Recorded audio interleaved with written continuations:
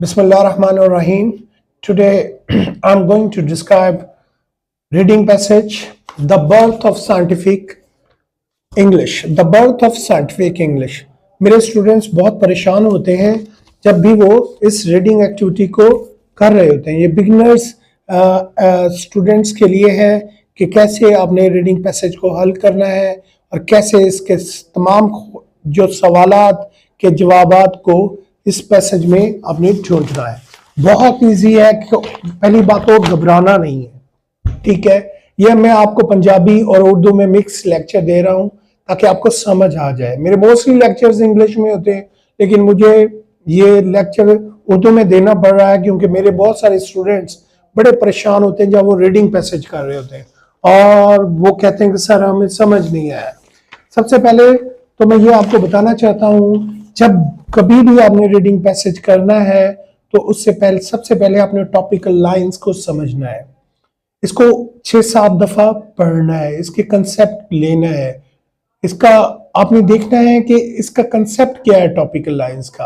अगर आपको नहीं समझ आ रहा टॉपिकल लाइंस, फिर आप ऑर्डर लाइंस को पढ़ें जो इसके नीचे दी गई हैं, जो इसको डिफाइन कर रही हैं।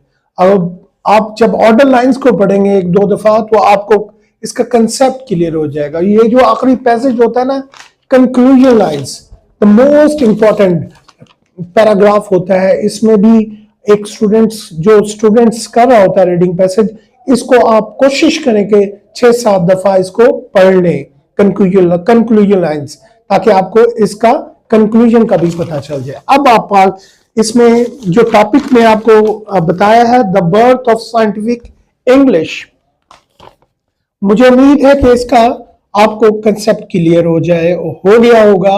वेरी इजी सेंटेंस है, the birth of scientific English. अब आप आए क्वेश्चंस में, फिल इन द ब्लैंक्स है, वेरी इजी क्वेश्चन है, इसको कोशिश करें सबसे पहले इसको कर लें आप। फिल इन द ब्लैंक्स है, वेरी इजी क्वेश्चन, इसमें मसला ही कोई नहीं है स्टूडेंट्स के। इसमें आइडेंटिकल वर्ड्स होते हैं सेंटेंस में, उस आइडेंटिकल वर्ड्स को आपने अंडरलाइन कर लेना है। जैसे कि मैं आपको समझाने जा रहा हूं, in Europe modern science emerged at the same time as the nation state. At first the scientific language of choice, इसको हम अंडरलाइन कर लेंगे। जब हम अंडरलाइन कर लेंगे तो हमने इसको पैसेज में ढूंढना है कि कहां पे इसका जिक्र किया गया, ताकि हमने पूरे पैसेज को नहीं पढ़ना, हमने टू द पॉइंट रहना है ताकि हमारा टाइम ज्यादा स्पेंड ना हो। अब हम आ रहे हैं लेसन की तरफ। क्वेश्चन में था the scientific language of choice remained, ठीक है। अब हम इस पैसेज को पढ़ते हैं। The word science is dominated today by a smaller number of language including Japanese, German and French, but it is English which is probably the most popular global language of science. This is not just because of the importance of English speaking countries such as the USA in scientific research.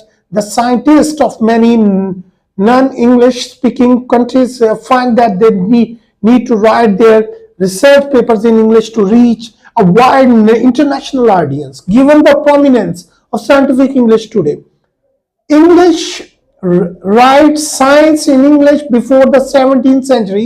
Before that, Latin was regarded as the lingua franca for European intellectual.